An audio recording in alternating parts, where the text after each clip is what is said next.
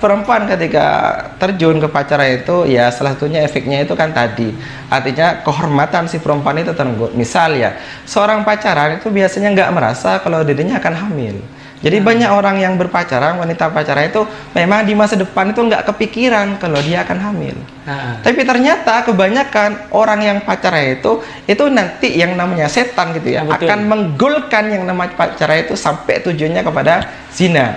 Biasanya orang yang pacaran itu diberikan tempat yang sepi oleh setan. Nih di sini digiring ada, gitu digiring ke tempat yang sepi. Ini ada rumah temennya nih, kira-kira ini bisa nggak ini? Habis itu setelah kayak gitu diberikan tempat yang sepi, difasilitasi memang sama setan, karena tujuan setan menggoda si perempuan atau laki-laki pacaran itu kan goalnya kan ke zina gitu kan.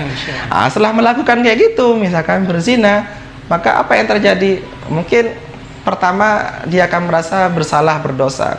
Tapi ketika misal 1 bulan ini kok saya nggak head ya, 1 bulan telat itu gitu ya, telat, sudah mulai muncul kecurigaan gitu. Habis itu 1,5 bulan, ya ini kok tetap aja, 2 bulan tetap aja, 3 bulan, habis itu dia penasaran, beli tes pack gitu kan. Dites, ketika dites, astagfirullahaladzim, habis itu positif. Coba kalau seandainya si perempuan itu sudah semakin hari semakin besar, maka dalam pikirannya itu, gimana nanti kalau seandainya orang tua saya tahu kalau seandainya perut saya makin besar, saya hamil. Gimana kalau seandainya teman-teman saya, guru-guru saya, dan semua orang tahu kalau seandainya saya ini hamil gitu. Coba gimana perasaannya kalau sudah kayak gitu, dan sudah nggak bisa diapa-apain gitu kan. Maka lama-kelamaan ketika misal orang tuanya tanya, kamu kok makin gemuk, makin apa, maka dia katakan, saya hamil. Gimana perasaan orang tua? Orang tua sejak kecil masalah menyapi, menyusui, mendidik dan semacam, kira-kira itu habis itu sudah pupus harapannya gara-gara efek tadi itu. Coba gimana ngerinya kayak gitu, efek-efek yang itu. Jadi itu mungkin salah satunya gitu. Ini jadi saya merinding ini. Awalnya barangkali nggak sadar gitu ya. Sadar. Cuma karena berangkat dari nafsu, enak. Ternyata di akhir gitu ya. Ya, awalnya setan itu kan nggak langsung, ayo zina kan nggak. Ya pertama kali mungkin digoda pegangan tangan. Habis itu ya cium tangan, habis itu cium ini, selesai sampai situ.